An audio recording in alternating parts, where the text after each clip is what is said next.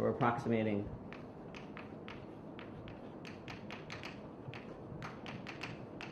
tensor networks. So I want to just review that again quickly and then sort of cover a little bit slower just the stuff right at the end. So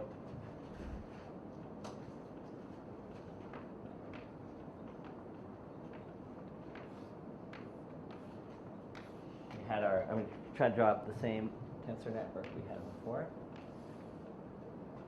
I guess it's not really that necessary.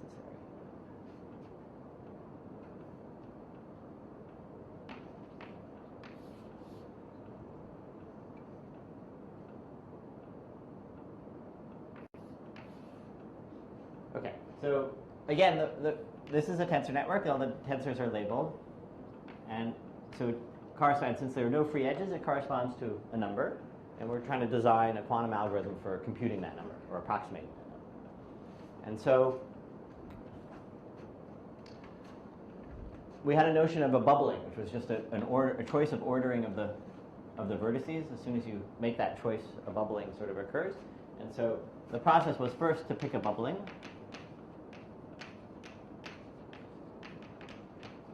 And then the second step was to normalize, which meant This terminology is from Bond's planar algebras. the bubbling. It's the same. It's the same thing. Yep. And so to normalize, what we mean is, as we sort of take this bubble and sweep it across, we see, right, as we sort of move from one spot to the next,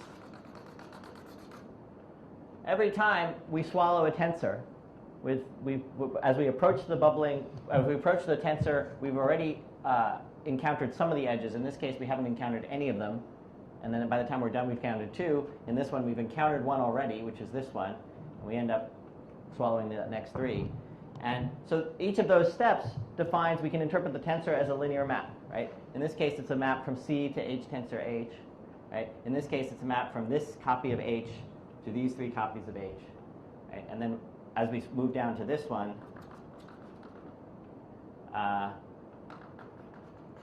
it's a map from this copy of H to these two copies of H. So there are these bunch of these linear maps. And so we normalize, which means we take each of those linear maps, we normalize them so that those linear maps are norm 1, and we keep track of those numbers.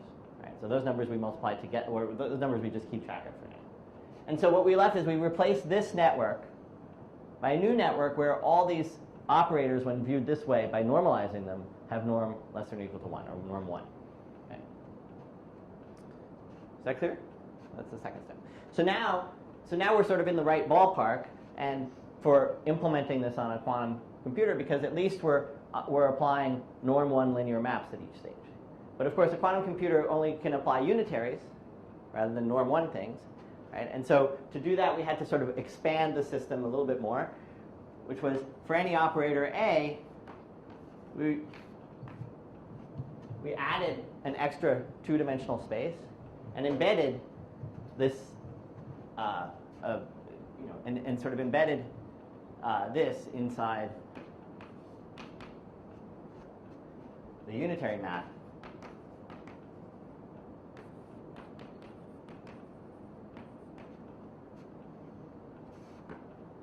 Following unitary map. And the reason we did that was the upper left-hand corner does what we want. Right? So we just keep going through that the whole way through. Right? And by the time we're done, right, we have, but when we're done, here's what we're left with. Right? If we imagine that we sort of, at each of these stages, we introduced one extra copy of C2. Okay? And made... Zeph, I'm slightly confused with this picture. Yeah. Maybe you have to compute this the way because A is, see, suppose you think of A as going from H1 to H1 prime. Mm-hmm. Let's call it V to V prime. V to V prime, okay. Then what? Where is this acting? So this acts on some, let's call it V1. Which? let's call the V as V1. And then this matrix acts on V1 direction. Acts from V1 direction V2 to V1 prime direction V2 prime. Yeah, and V2 actually is V1 prime. Huh? V2 actually is V1 prime. So this acts on V1 prime. Which means the 2-1 entry must be a map from V1 to V1 prime. Which is the 2-1? After identifying the two. If you Which is 2-1? Is this 2-1 or this 2-1? The 2-1, This one. yeah. The 2-1 entry, if you... Yeah, it should act, this one should act on V1. Which it No, does. no, you try multiplying by No? 2-1. Oh, 2-1.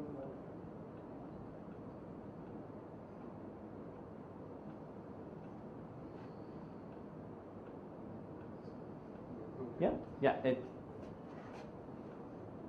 Okay.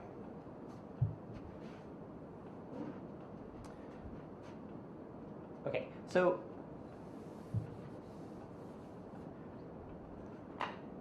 what we, in the end, what we end up with, right, is a vector whose, by the time we're done, we have a vector W. And what does W have as its property? It has the value of the tensor network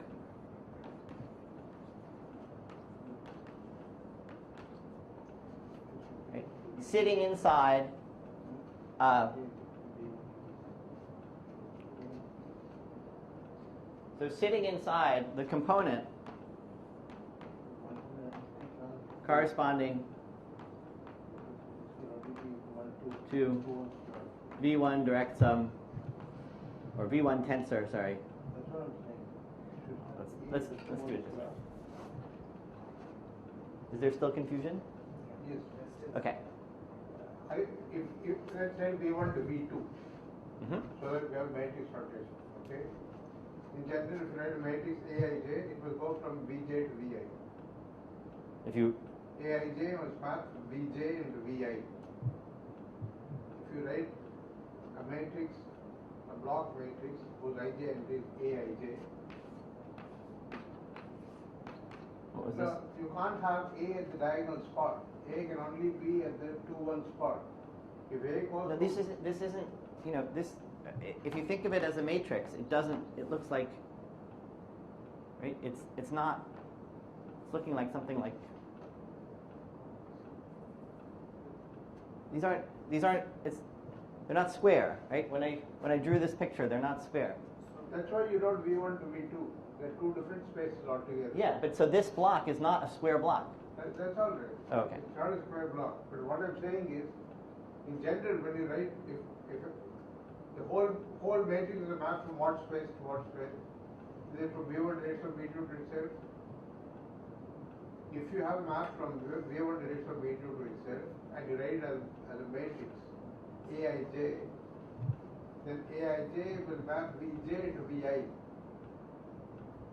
So the 1-1 entry cannot go from 1 to... Right, so maybe it's a map from V1, V2 to V2 direction. Yeah. What you have is A down is not... V1 directs on V1 prime to V1 prime directs on V1. That would be okay, right? All right, but maybe we can fix all these problems by just saying, let's embed both of them into square matrices that are slightly bigger, okay, and do it that way, so that we can assume everything is square. Would that work?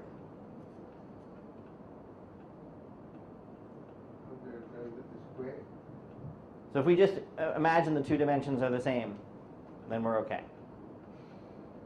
If A was a square matrix, we would have none of this discussion, right? So if A is not a square matrix, let's embed it into a square matrix by just having it. A goes from V to V.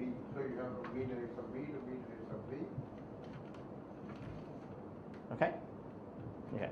All right. So if we do that, and there's another reason why that's a nice thing to do, which is because then to make that transformation, we can just think of it as a tensor copy of C2 that way, and that'll be easier. Now The point equals was to get a unitary matrix here. Mm-hmm. If you just pad it, then We'll be okay, right? A was arbitrary, right? A was arbitrary norm 1. Yeah, yes. So how are you finding it? Just with zeros. Add zeros if you want. But it's only the 1 slot. You're Oh, I see. you're You putting still in the have 1, freedom. 2, and Yeah. 4 slots. So by the time we're done, we have the value, we have, well, where's our map that's left, right? Because we've added all these copies of C2, right? We have a bunch of, we're sitting inside C2 to the number of tensors.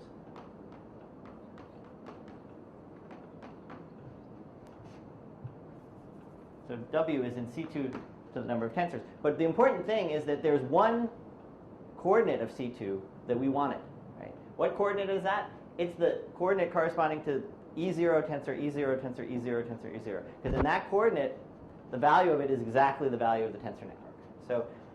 So W equals tensor value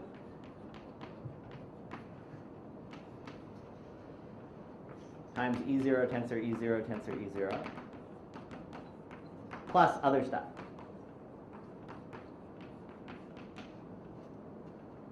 Okay. So now if we just measure, okay, which means project, we can, in general, it means we can ask, are we in this space, the space span, but this one-dimensional space, or are we in the other? We're going to get an estimate for the tensor value, right? Because it's a two-point probability distribution, right? And so we're going to get an estimate for this value. Right? So that's the quantum algorithm. So let's go over it again, right? So you sweep through these things, you normalize, and you sweep through these things, you normalize, you embed these norm 1 things into to make them unitary, and then you measure at the end, and you get an approximation for the tensor value. But remember what the tensor value that we got an approximation for, right? It wasn't the original tensor. What was it? It was the original tensor normalized, right? So the actual approximation that we're going to make is going to be this value, right, times the product of all the norms that we accumulate, right, that we got from normalization. So let's call that product delta. Okay. So again, what this means is if we measure and we call successful getting all zeros, right, then the probability of success, again just said, the probability of success equals tensor value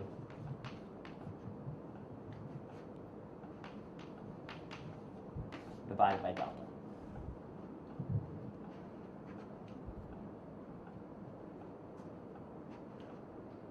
So this bubbling method you have adopted, does it matter which point is That's a great question. Yes, it matters dramatically. Different. So what's the name of the game now, right? The better delta is, right? The better you're going to do in terms of your approximation, right? Because let me write down the theorem first, and then you'll see why the better delta works. I'm still losing Okay. How did the delta arise? Okay. So the delta. Remember how we normalized in this case? So we went through and we kept. If this was of norm 2, we divided by 2 and kept track of that 2. We replaced. If this map was of norm 2, we wanted everything to have norm 1. Right? So what we did is we replaced the tensor network with a normalized version so that all the maps were of norm 1. And we kept track of the product of those numbers. And so the tensor we're actually evaluating is a fraction of the tensor that we started with. What fraction of it is? It's a delta fraction. And this is information we can keep on the side. Only unitary can be replaced by gates. Only unitaries can be replaced by gates, and only norm less than or equal to 1 things can be put in this form and made unitary. Okay, so let me hold on to your question for 1 second. Okay. So what have we put together, right? Which is that there is a polynomial time.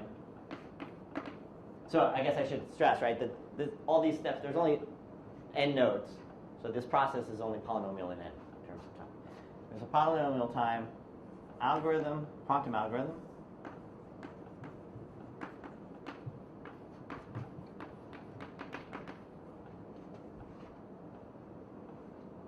for approximating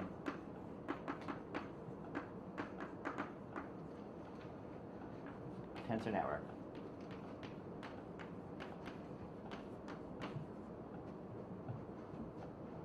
For a given bubbling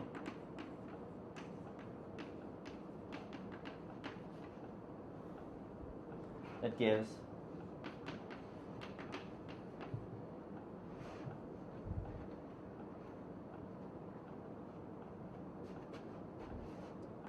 the tensor value plus or minus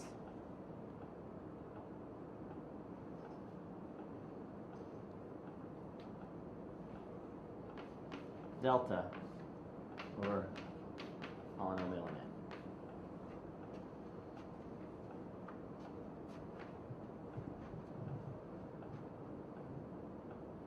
Okay, so let's just make sure we understand what this means, right? It means that the level of approximation we're getting, right, scales with delta. And you can sort of see why that is, right? So estimating a probability distribution, if you're just getting samples from a probability distribution, you're only allowed polynomial time. So you can make those samples polynomial number of times, so you get the probability distribution up to polynomial accuracy. But, right, that's the estimate of this. If we actually want the estimate of that, right, your error is not 1 over polynomial, but it's delta times 1 over polynomial, right? Because you're going to have to blow up this error. Okay. So then we come back to this question, which is this delta, which was the choice of, which came from a choice of bubbling, is a natural question. Does it matter what choice of bubbling you make? And it sure does. It very much matters. And there is no, I think in fact it's probably, my guess would be it's NP hard to figure out what the best bubbling is in terms of minimizing this. But if you have a particular problem that you're in mind, sometimes you have some intuition as to what a good bubbling choice of bubbling. Okay. And so let me, let's see, I could give you a, see if I can come up with a,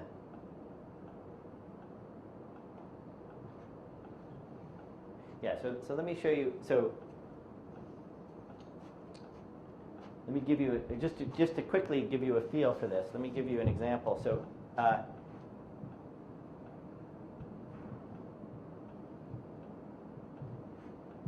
if you take the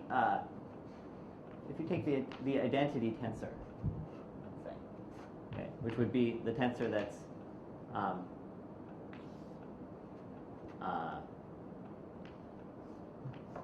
ij entry is equal to delta ij. So that's clear. So if they're both labeled by the same thing, it's 1. If they're labeled by different things, it's 0.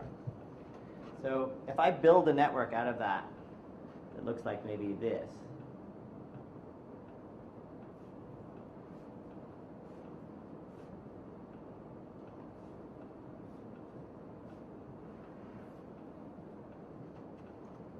Okay, and they're all identities.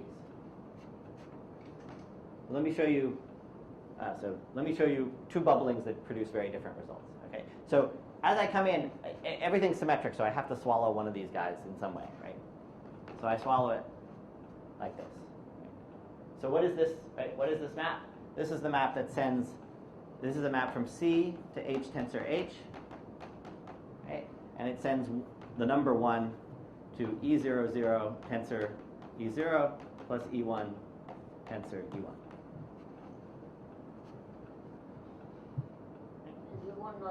And I want to normalize that, so this has norm square root of 2 as a thing, right? So my delta keeps track of a square root of 2 so far.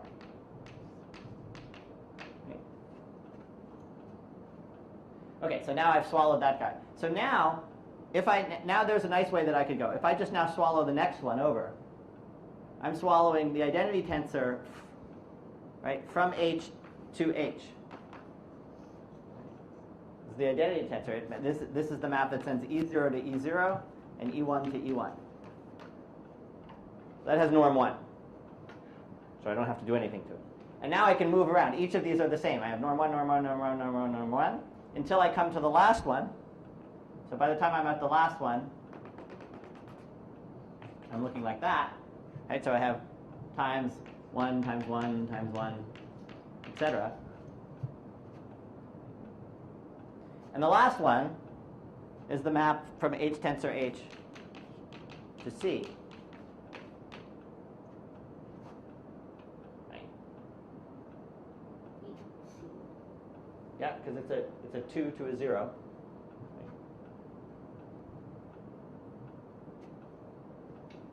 And it represents it sends. It ends up just it sends. Let's see, what does it do? It's inner product with this vector, right? And this vector has norm square root of 2. It's the adjoint map of this map. However you want to think about it. So you pick up the second square root of 2. So delta is 2 with this choice of bubbling. Let me show you a really bad choice of bubbling, which would make a very big difference. So every time I swallow things from 0 to 2 or 2 to 0, I incur a penalty that's different than if I swallow things from 1 to 1. Right? So if I was to naively go along and I swallowed this guy, and then the next part of the bubbling I went around and I swallowed this guy, right? And then I went around and I swallowed this guy, right? Then already I've incurred a penalty of square root of 2 here, square root of 2 here, and square root of 2 here. And nothing I swallow is going to have norm less than or equal to 1. So you can see that it's worse.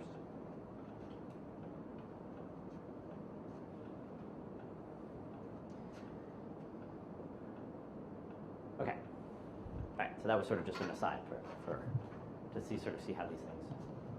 Just out of curiosity, what is the best you can do with this? This turns out to be the best that you can do. 2. But a constant constants you don't mind, right? It's if something that's going to scale exponentially in the size of the problem, you do mind. So if you're doing this kind of thing where you could sort of incur square root to the 2 to some power, some fraction of the vertices, that's the thing. But you can always just in terms of just worrying about polynomial time, you can double the amount of measurements you do and absorb that 2.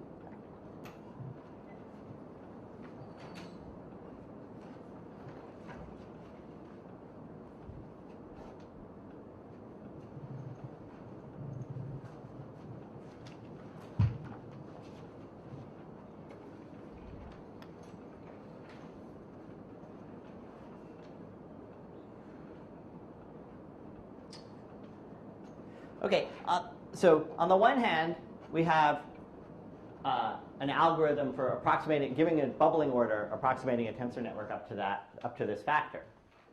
On the other hand, remember right at the beginning, we wrote down for a quantum computation, which was a quantum circuit, right? When we chose if we chose the bubbling order going down this way with the circuit, our delta that we picked up, right, was just all a bunch of 1s. Right, at each stage, because we were swallowing unitaries already. We didn't even have to do anything. Right? So on the one hand, we have an algorithm that approximates a tensor network. On the other hand, any quantum computation can be viewed as a tensor network, and if we swallowed it in this order, we would get the same level of approximation. So this is showing that they're equivalent. Right? So the theorem is, right, this level of approximation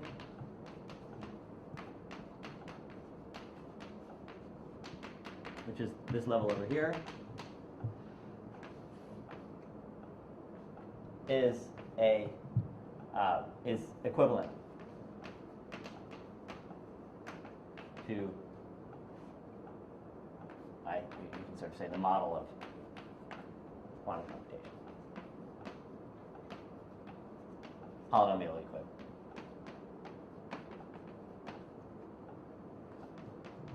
Polynomial time equivalent.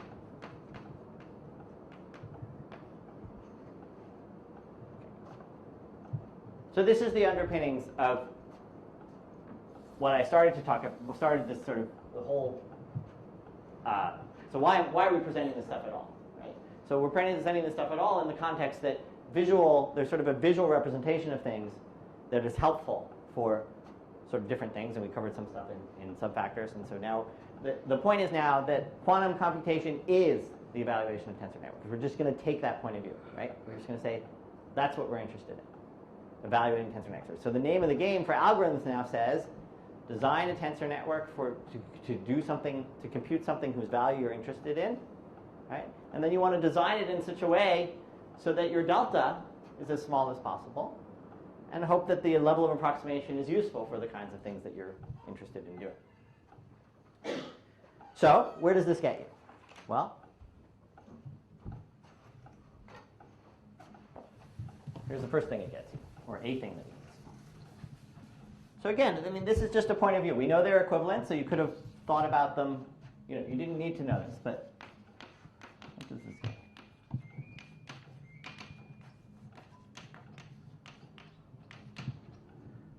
So what it gets you is that any problem that you can turn into an evaluation of a tensor network, you automatically have a quantum algorithm that has some level of approximation.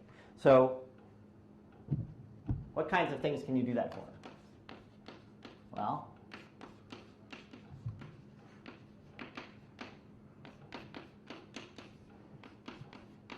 so you can take these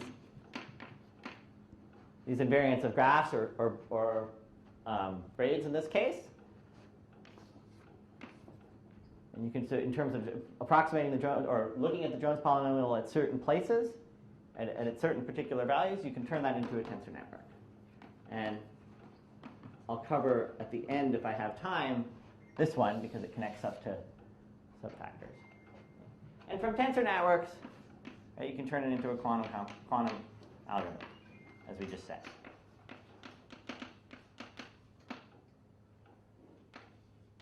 And if you remember, for those of you who were there on the first day, right, we were doing some of these three coloring type things for designing tensor networks for three colorings and things like that. Well, another natural place to look is statistical mechanical models, right? Because there you've got these graphs showing up, and you've got these local interactions.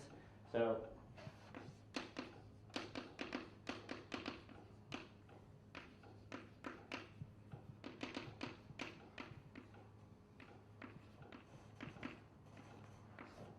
right? You can turn those into tensor networks.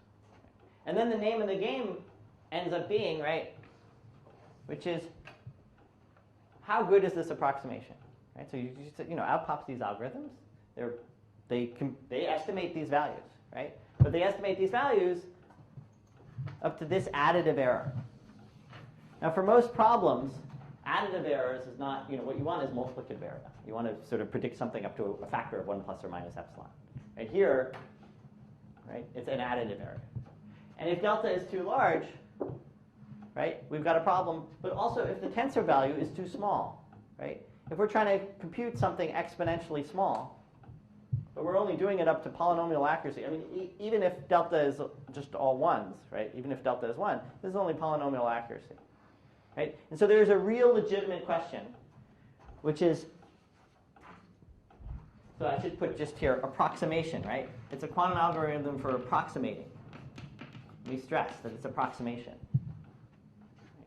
And so there's a real fundamental question, which is this level of approximation anything useful for these problems?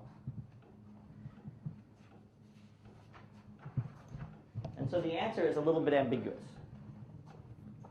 So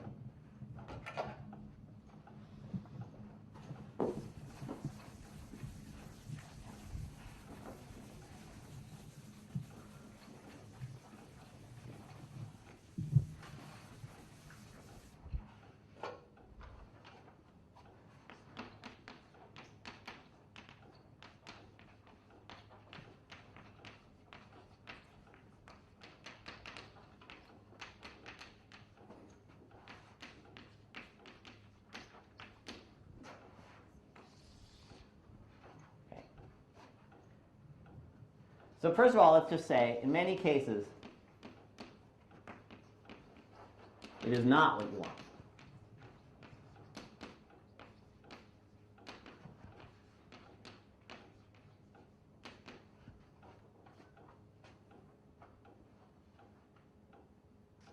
If you were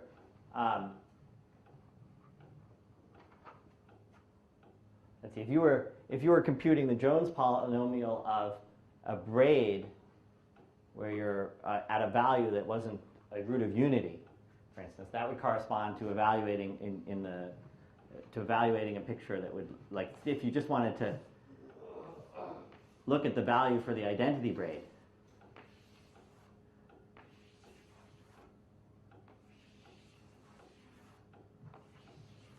So this is a familiar picture in the temporally lead case, right?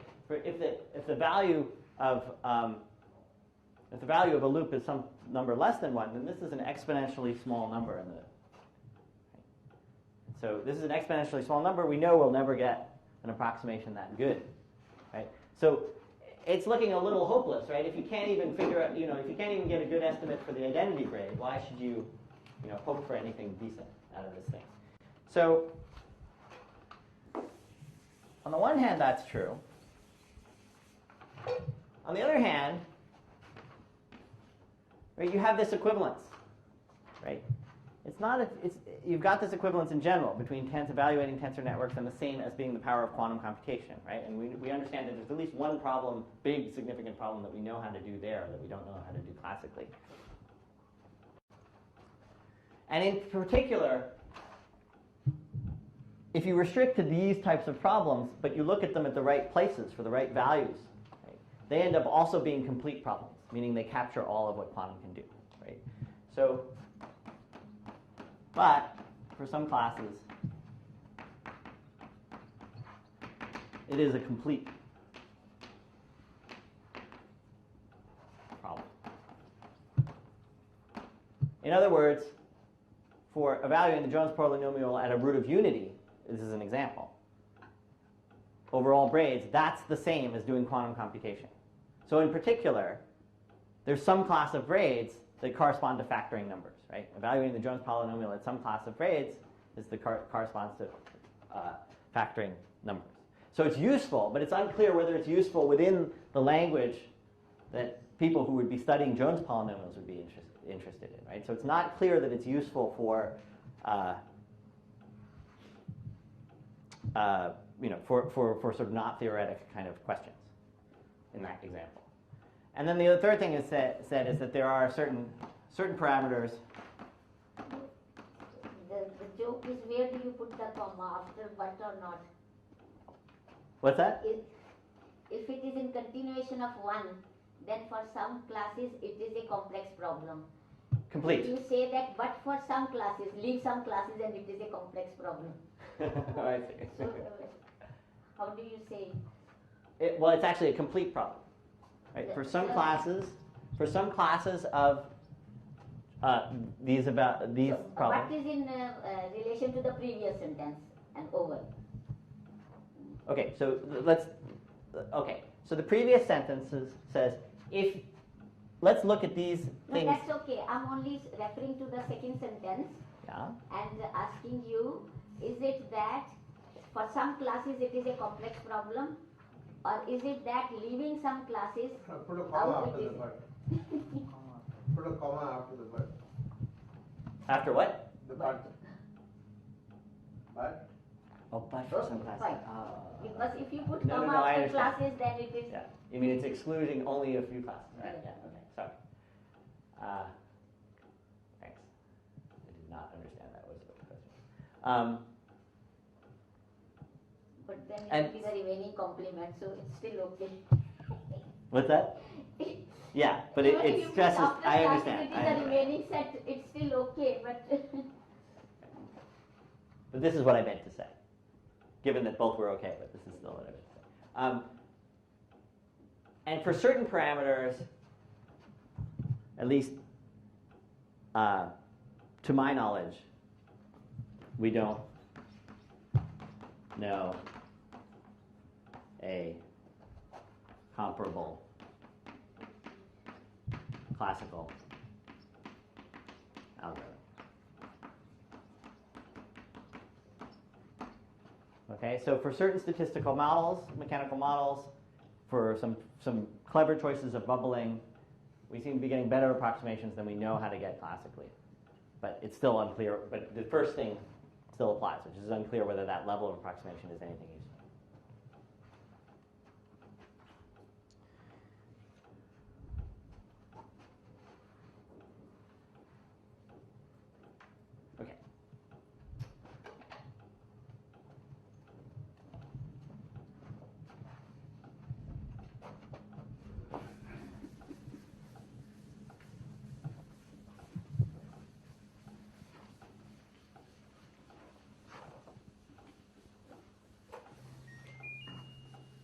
Okay, so I'm going to return to the theme of this being a workshop and ask you to think about the following theorem and how you would prove it using this newfound knowledge of tensor networks. So here's the theorem. It says that log depth quantum circuits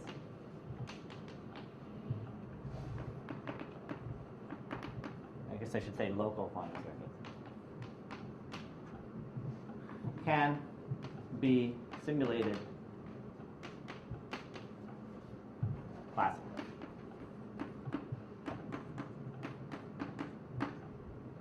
Okay, so let me tell you what that means. Okay.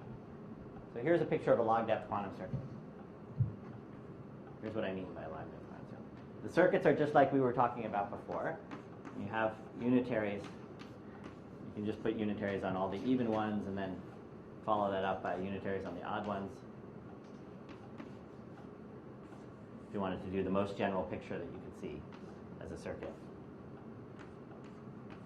Even ones, etc.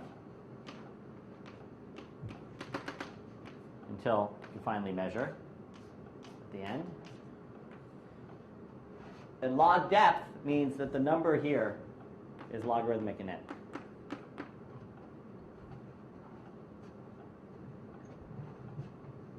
Okay, so this is a class, so we're now thinking back in the language of the original traditional language, right, of quantum circuits, right? And this is a statement that says, if you're only applying logarithmically many gates, or series of gates, they're not logarithmically many gates because there can be an order of n across each row, but if they can be divided into these time steps the way this is, log n of them,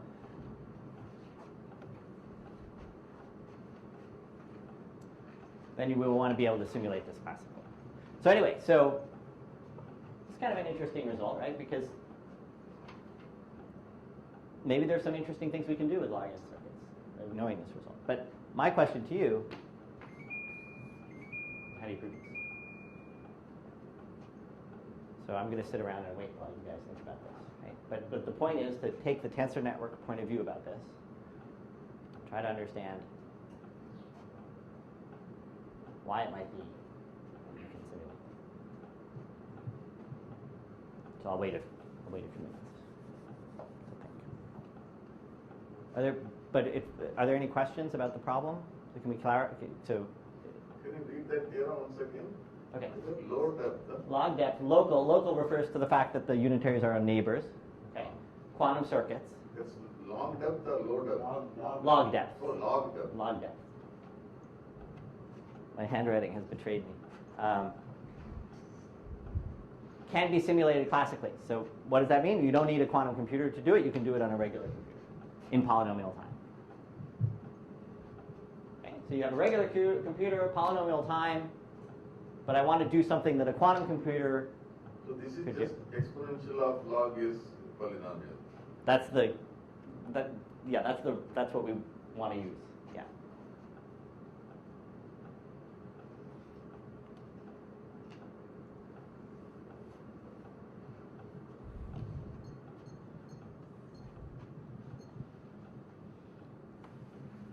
What is the question? Oh, the question is how do you simulate this thing classically? This is a theorem that says you can classically simulate it, right? So this is a quantum circuit that lies on an exponentially large space, right? The tensor product space here is h tensor to the n. It's exponentially large space. The restriction we put on the circuit is that it's not too long. It's only log length. And we want a classical algorithm, meaning not using quantum At computing. each level, the algorithm is classical. For one level of computation, it is polynomial, right? Given classically. Here? No. We're on an exponentially large space. You can't do anything classically on an exponential. Even to store this vector at the next stage, it's on an exponential space. You can't store it.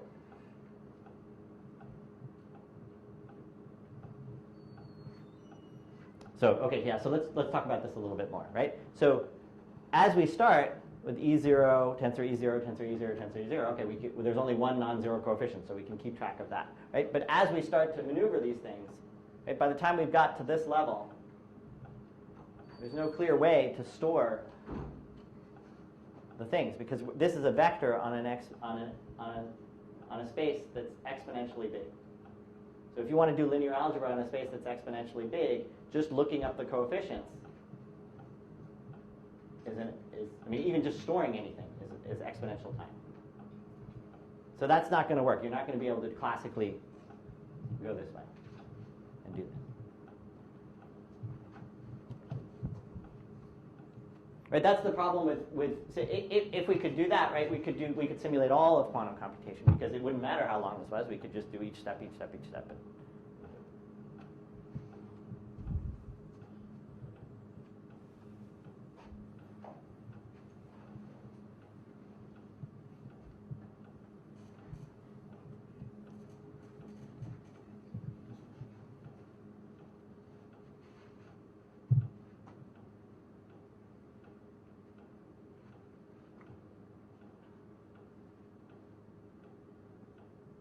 I'm sorry, I give the conceptual divide here. Can you give an example of something, some quantum computation, so challenge, which admits a classical simulation? So we know what you're talking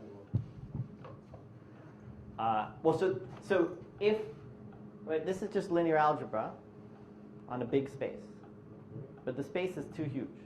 So we can do linear algebra classically, but the space is too big. So an example of something that we could do classically just fine would be if I had told you that the length here was logarithmic in n. Okay, so point that out. That's a good thing to point out. So this is of order n. This is n. But if I had said, okay, I want to take a circuit that's just of order log n on a log n bits. Well, then this is now just linear algebra on 2 to the log n bits. So it's on n things. And that's classically I can do that, right? In polynomial and n time, I can do linear algebra on an n-dimensional space. Matrix multiplication is like n squared or n cubed or something like that, depending on how fancy you want to get. And storage is no problem. You can sort of recall and look up things, and you can sort of, that's what a classical computer, you can think of a classical, okay, so maybe a way to think of a classical computer is you can basically do linear algebra on, if we were to draw a circuit diagram in this language, right, we would be talking about circuits, any kind of linear circuit. They wouldn't have to be local in any way on log n. Any kind of, no unitary restriction. You wouldn't have to do measurements at the end. You just have the actual end. You can see that vector, right? So you can look up anything, any coefficient you want of the vector that you want to look at.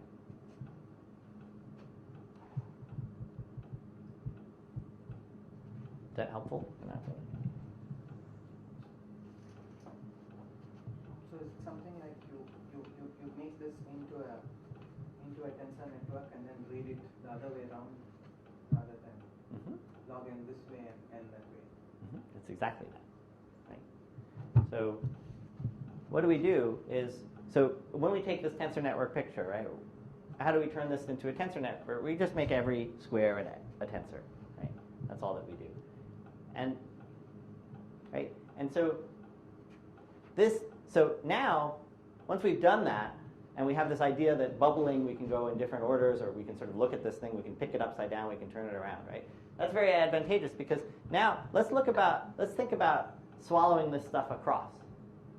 Okay, so think about what we have to do to swallow this thing across. So if I start to do, so first of all, well, I guess the main point, and let me just sort of say what the main point is. If I draw this line, and I think about what the tensor is across on this side, right? How many cuts do I see? How many cuts of the blue line do I see by an edge? Log n, or 2 log n, or something. Right? Or maybe just log n. So I see log n cuts, right? So from this point of view, this is the picture that I see. I see something with log n things coming out. Okay.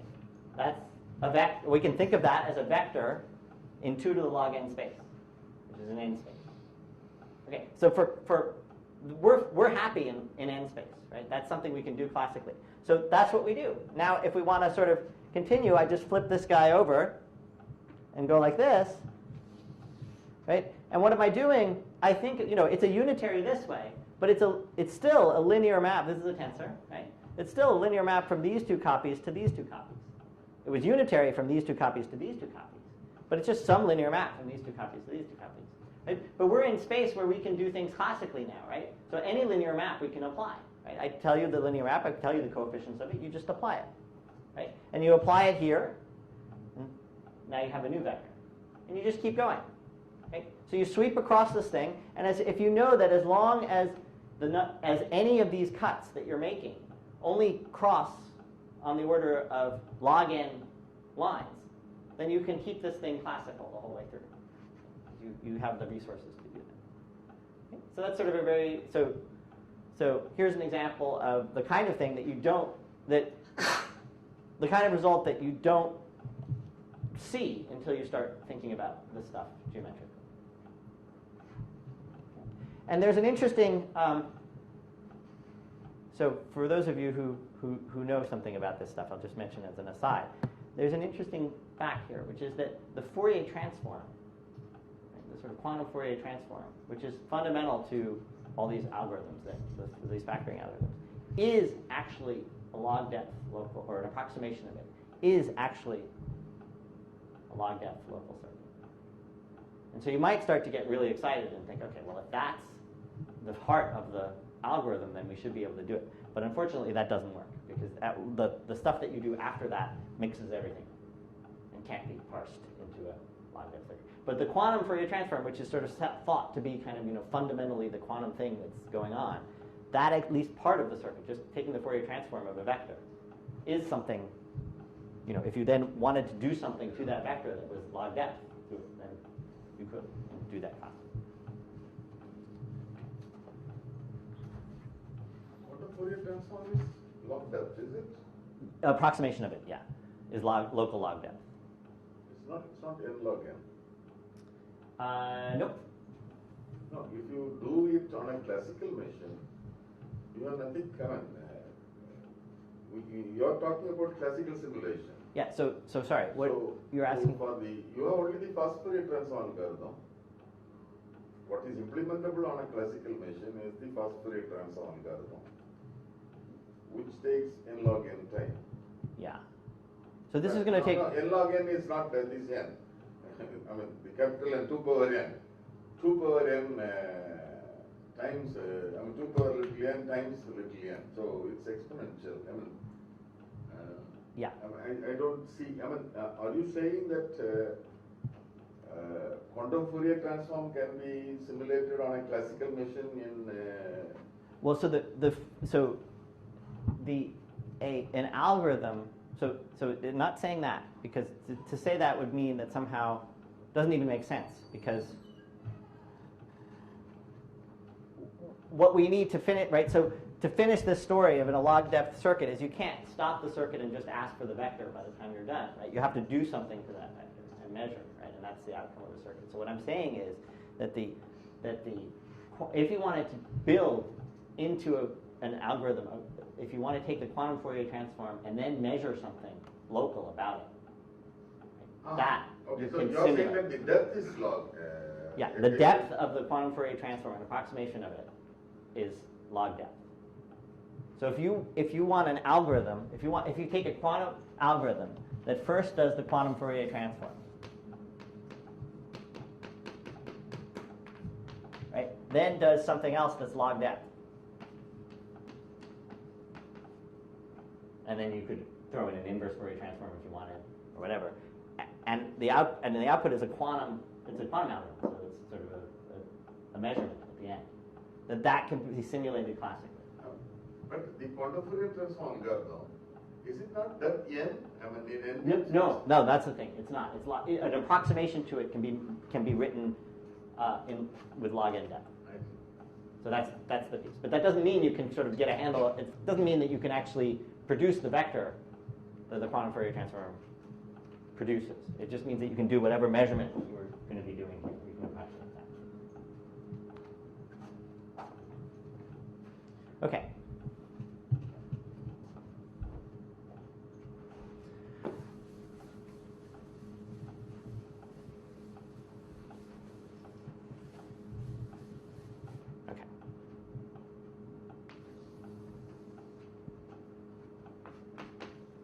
So now we're going to talk about something that's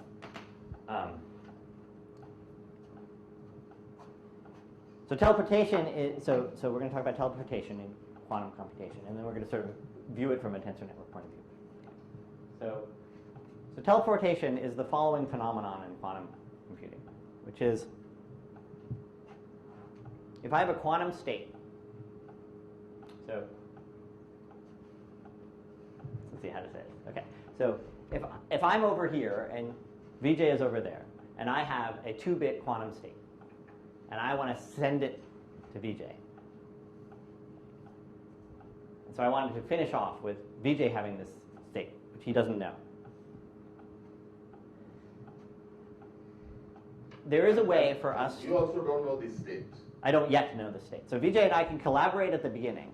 Okay, we can collaborate at the beginning, but then we go our separate ways. And by collaborating, I mean we can sort of we can start out with some sort of shared state together. So we can start next to each other. We each have a 2-dimensional space that we're talking about, and we can create a vector in that tensor product of those 2 spaces. Right? And then we go off our separate way, and somebody comes along to me, and he gives me a quantum state. And I would like to pass it over to Vijay. And I want to pass it over to Vijay. And I'm allowed to communicate with him classically. I'm allowed to tell him, I can call him up on the phone and tell him something. Okay? But I'm not allowed to sort of bring the state over and just hand it to him. Right? The question is, can I do that? Is it possible? And how? And the answer is that I can send this state, which is this is a vector in 2 dimensions, right? I can send this by just sending him 2 bits of classical information. So I can send him one of 4 choices. I just send him. I just call him up and I say A, B, C, or D. And by the time he takes that information A, B, C, or D, and he ends up now with the state that I had. And obviously I've done something at my end to tell him which of the A, B, C, or D to do. Okay, so does everybody understand that sort of setup? That if I want to be, so it's sort of an important thing within the quantum world, right? If I want to be able to move information around, right? I sort of want to be able to sort of figure out ways of sending quantum information around, and this is a way of doing it where Vijay and I don't have to know what quantum information is coming beforehand. We can set up a channel. Right? This sort of turns out to be sort of like a channel, but where actually the communication that eventually ends up happening is only classical. So I'm going to now draw a picture associated to that, right? And so the picture is the following. Here's me, right? And here's Vijay. Okay. And we get together, and we can share. We each have a copy of a 2-dimensional space, right? And we can get together and do something beforehand. So what does that correspond to in our setup, right? That corresponds to that me and Vijay can share a 2 tensor. This is our starting 2 tensor. Let's call it L. Right? So what is this? This is a 2 tensor. This is an element in C2 tensor C2. So we're sharing it, right? But after we share it, suddenly we end up with this wall, right? Well, this wall ends up being, right? What does this wall end up being? This is when me and Vijay go away from each other. And then I'm traveling along with my little copy, right? And Vijay's got his little copy. And somebody comes along and says, listen, I've got this really important state that I need you to get to Vijay right away, right? And so I say, okay, well, where is it? Like, well, I got my copy right here. So here's my copy V. Okay, send it to Vijay right away. Okay. So the point is that this line is firm, right? I can't walk this state over to VJ and say, here you go, because we're separated by whatever, and I need to do it really, really. So I need to do something, and I do have access to a phone line. And so I can call up VJ in here. I can do something in here, and then I can get on a phone. Draw a little phone. Cell phone, because I'm modern. Okay, and I can call VJ, and we can talk. And in fact, we don't have to talk much, it turns out. I can just tell him A, B, C, or D. One of those four things. He picks up the phone, I say one of those things, he says, okay, he hangs up. Okay?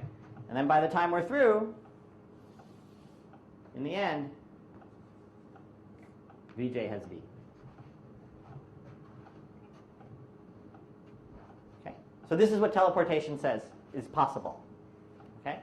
It says, so let's just review to make sure we've got it straight, right? VJ and I first get together, we have some L. We don't know what V is going to be, right? We can get together and form a joint vector together. Then we go separately. I'm encountered by somebody who says, hey, send VJ V. I'm allowed, the only kind of communication I'm allowed with VJ is classical. I can call him up on the phone. Okay, I can't hand him anything. And by the time I'm done, I want VJ to have V. Okay. So that's teleportation. So now my question to you is, and for those of you who know how to do it, I guess you can still think about it, but yeah, you should be able to still think about it. But the question is, how do we do this, right? And from the tensor network point of view, it should really be suggestive of what you want to try to do. You should really get some intuition right away about what we want to try to do. But in your description, at the end of the day, Vijay ends up with that one tensor. Yeah. All right, so I'll give you guys a few minutes to think about that.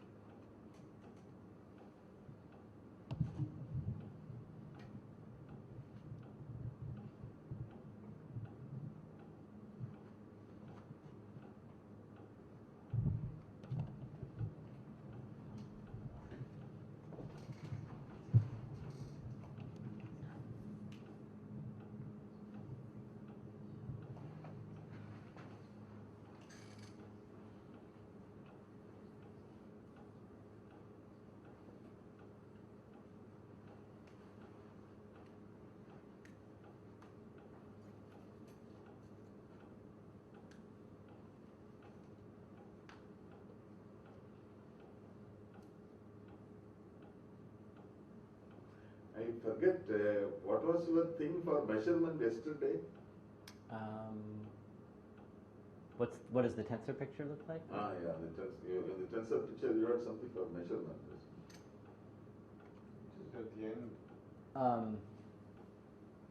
So yeah, I just wrote down the projection onto 0 for measurement, because I wrote down a tensor network whose value was the outcomes, with value was the probability of getting 0.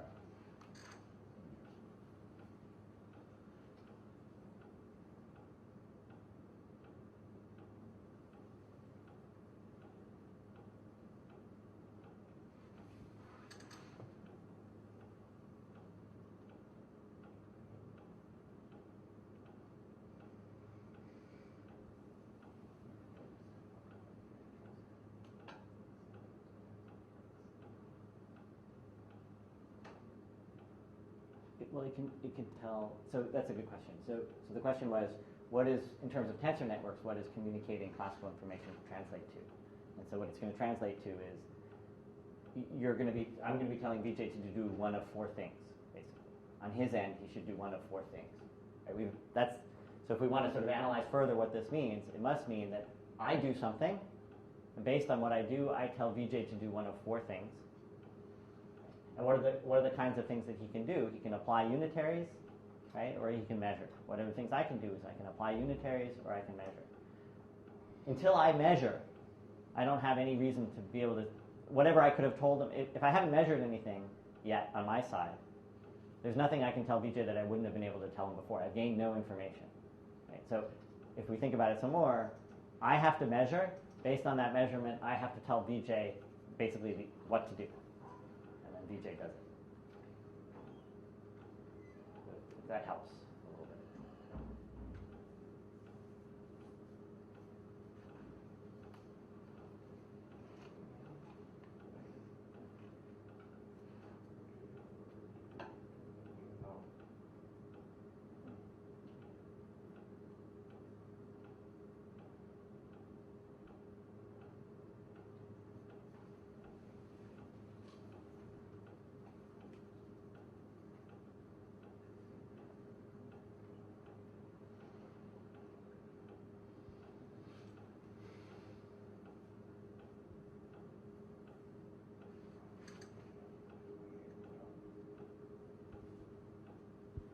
All right, so let's So on this, on your two tensor, you can make a unitary transformation.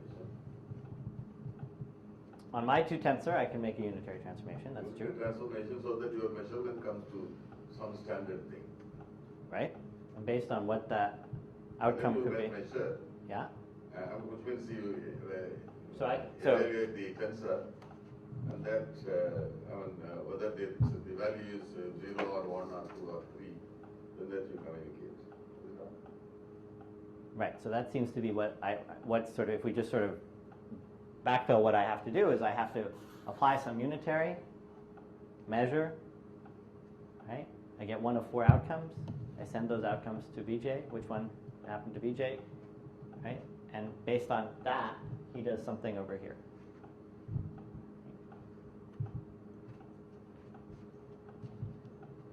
But even if you don't, okay, so let's sort of,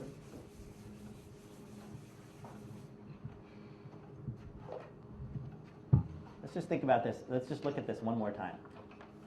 This big thing is what the unknown stuff. We don't know what happens in it. Right? And this is, we have a choice of what L to put here that we can do beforehand. Okay? And by the time we're through, we want to end up with this picture. Right? So there's Vijay has, there's this line here, and Vijay has this one thing, and by the time we're through, if we look at that one thing, what's it supposed to look like? It's supposed to look like B.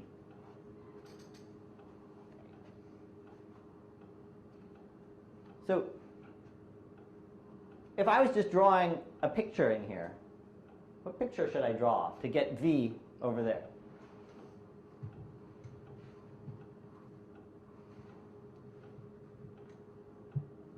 So, I can't just do that, right? Because I can't cross over the thing. What can I do? Just from a picture point of view. Just think of these as strings. Braid both your strands of B and L. So what does braid mean? Like exchange. Like that? Is that what you meant? As in, somehow transfer information from this to Right, so there, if I just did this, we'd still be stuck because we haven't crossed the wall. like you do a joint unitary so that you move the information from. Okay, yeah, so wouldn't it be nice if I could do that? So what would happen if I could do that? Well, what would I end up over here with? I'd end up with V, this is just a tensor network formalism, we're not cheating in any way, composed with L.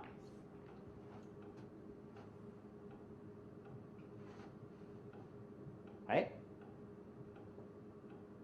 Sorry, if I could do this on this side, right, then this is what Vijay would have when I'm done. Okay, so if I could do that, what would I want to choose L to be? The identity, right? Okay, so let's make L the identity. So one way to make L the identity is to make it a one tensor, but another way to do it is to just, the identity is just putting nothing there. Turns out it's the same thing.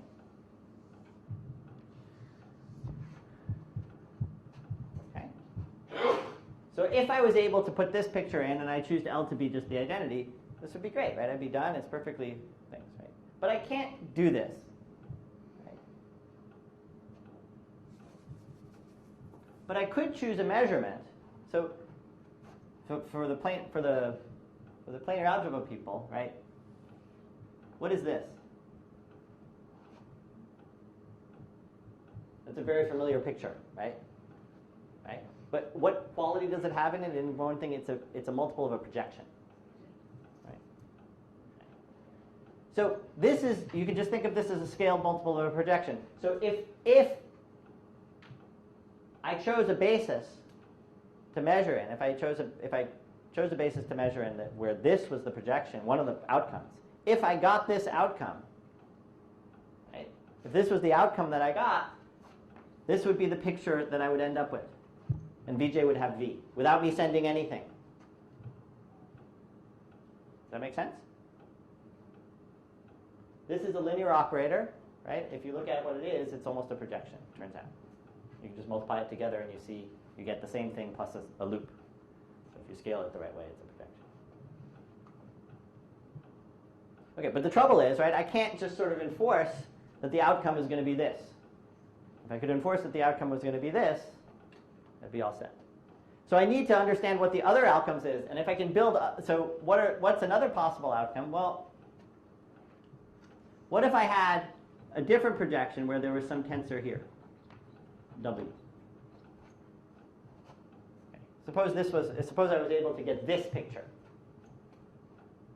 What would I have to send Vj? So what would Vj be looking at when he's there at the other side? He would be looking at V and then W.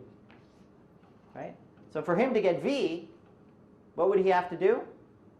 He would just have to invert the linear map W if it was invertible. Right?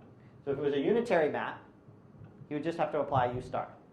So if I could communicate through saying A, B, C, or D, if I could communicate one of those was W and W was unitary, he could apply W star.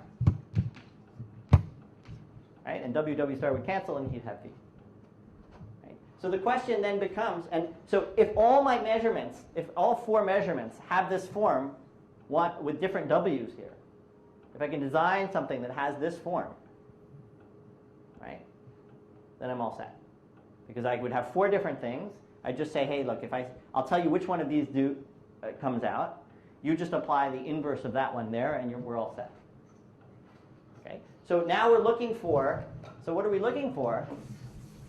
This now just becomes a simple linear algebra question. And what are we looking for? We're looking for tensors of this form, right, that have some properties. One is that they're a projection. We're looking for four of them. Let's put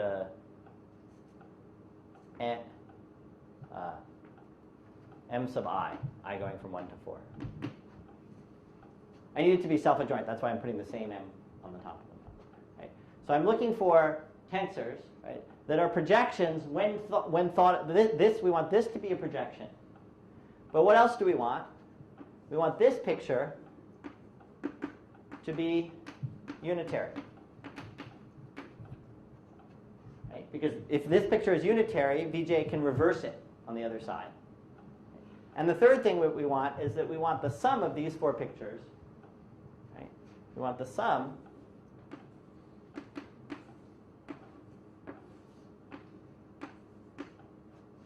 to be the identity.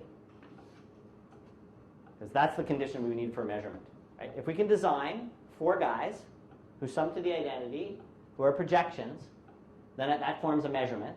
And if I measure according to that measurement, and these guys turn out to be unitaries, then I can then just tell him, Vj, which of these four guys showed up, and he just inverts it. Okay? So the question is, can I do this? So I'm thinking, so let's just write down these various conditions, right?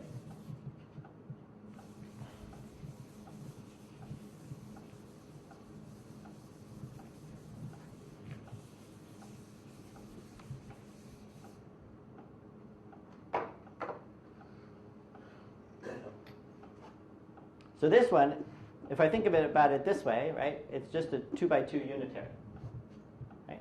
This is what this means. So I need a 2 by 2 unitary. I need 4 2 by 2 unitaries. These are just numbers. So I need that matrix to be a unitary. Now let me understand what this means.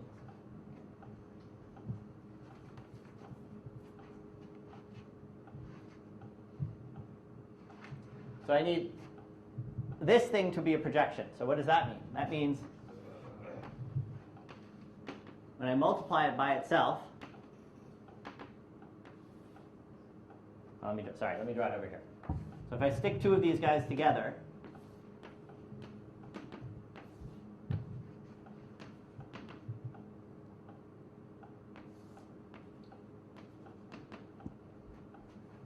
I want that to equal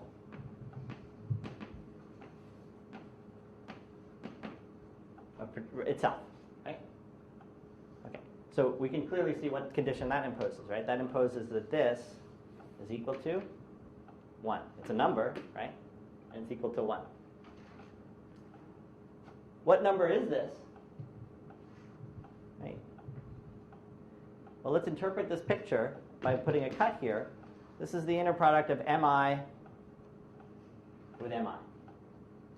So this just says, I want, as a vector, I want to think of this as norm 1. Right? So that means that the sum of the squares of these entries has to be 1 for each of these. That's this condition.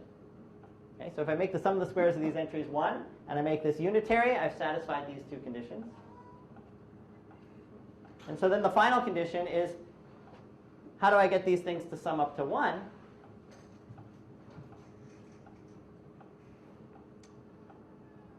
Let's see if I can sort of say that very quickly.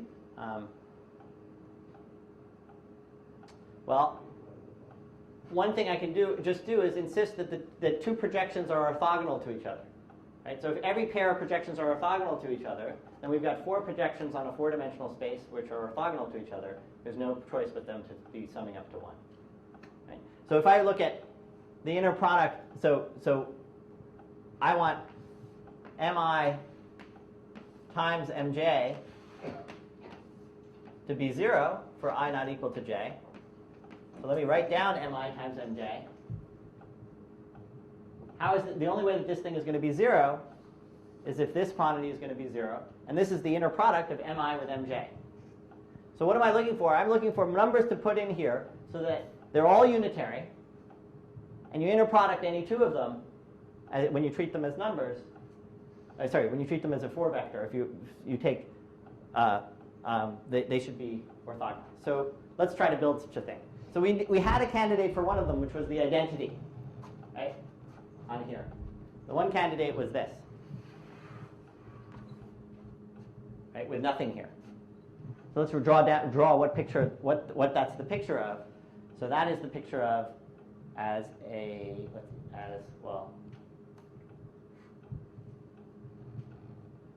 matrix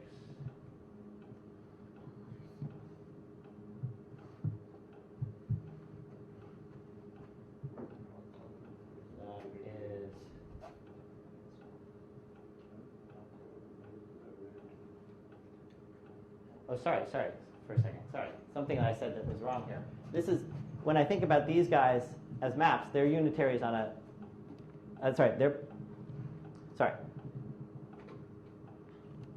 This is what I'm thinking about as a unitary. So that corresponds to just one of these loops. Right? And we were putting nothing there, so it corresponds to the identity. Okay? So one of these matrices that we're trying to build is just going to be the identity.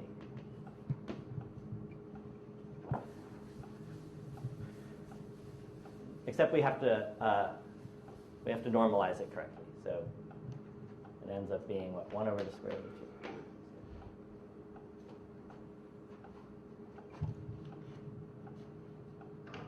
And now we're looking for ones that are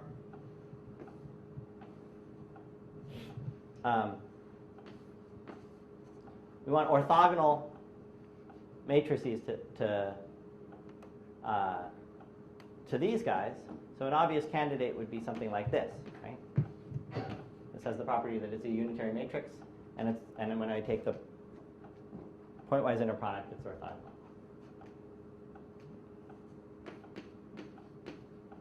And so now we need 2 more, and we'd be done once we have 2 more.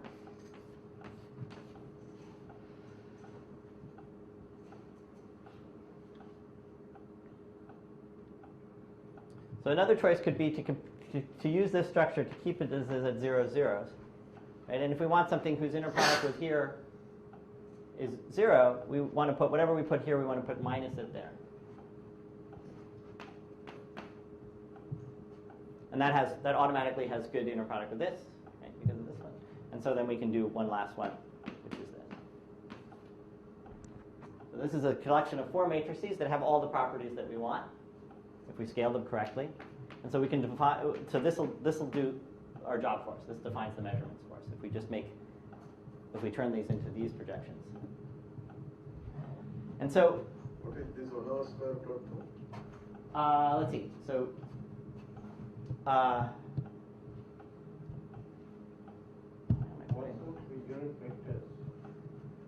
so No, that root here should be 2. If it is unit vector, it should be nothing. let's see. And the normal vector is 4-dimensional, right? No, these are 4-dimensional matrices or 2-dimensional matrices? Well, this picture was going to be a 2-dimensional matrix, so half of it. Oh, those are also 2-dimensional matrices, is it? These are, because they're Matrices you have 2. written? What's that?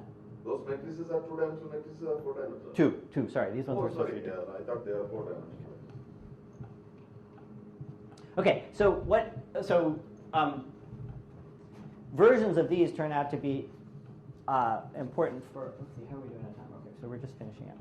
So I'm just going to mention very quickly that if you sort of do a little fiddling with these and make them I's, you get the Pauli matrices, which is sort of familiar to various people. And they're useful in this. So the normal way that, well, anyway, so that's where they come from, because they want these are the relations that are helpful for them. So this is one way to think about it. So in the end, we've designed a system where we can do teleportation, and this is sort of a nice way to think about it. And I guess I have 1 more minute, and I sort of wanted to make sure to tie in, wanted to just take a moment to mention 2 open questions that are sort of unrelated, but I think both are nice questions. One was a question that Vijay asked, which was, is there a quantum algorithm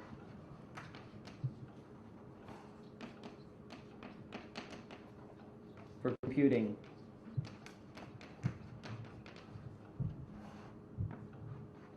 the dimension in a subfactor, in a finite index subfactor, the dimension of n prime intersect mk, mn, I guess. So is there something that goes polynomial in n to compute that? So that's for the subfactor community. And for anybody is the question, is there a classical algorithm for approximating tensor networks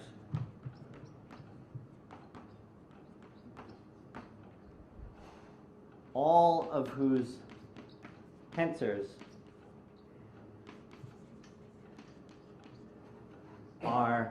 have non-negative values, non-negative entries.